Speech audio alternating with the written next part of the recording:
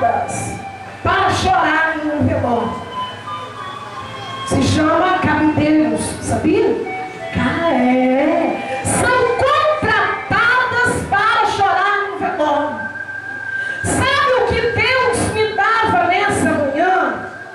Que se porventura alguém foi contratado para chorar na sua derrota, no velório da sua destruição, eles vão ter que exaltar o nome do Senhor, porque você está deleitando, confiando e esperando no Senhor.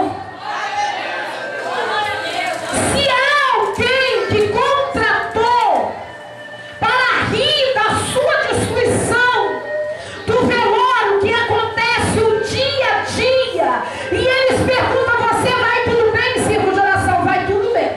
Vai tudo bem, pastor? Vai tudo bem. Eles não vão ter mais que ser cabideiros, ser contratados para chorar, ou rir, ou amaldiçoar a sua destruição.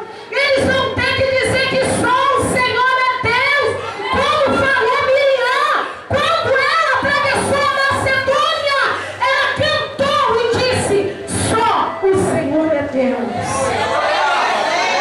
Só o Senhor é Deus.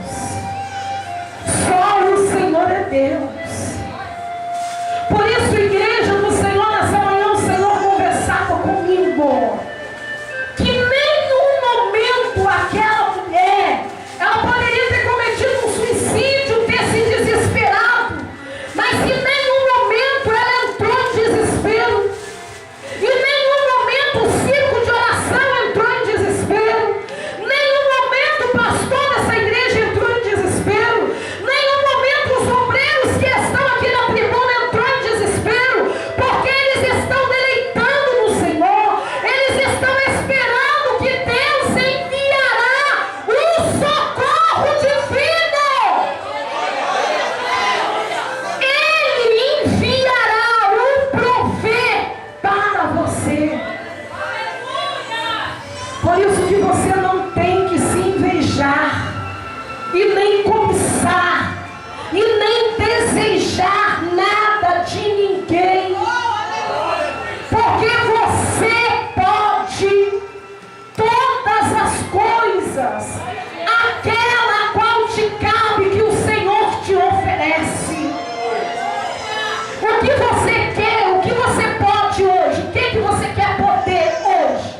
A salvação do seu filho? Deus enviará a salvação para o seu filho, porque hoje você se deslocou do seu lar e você está deleitando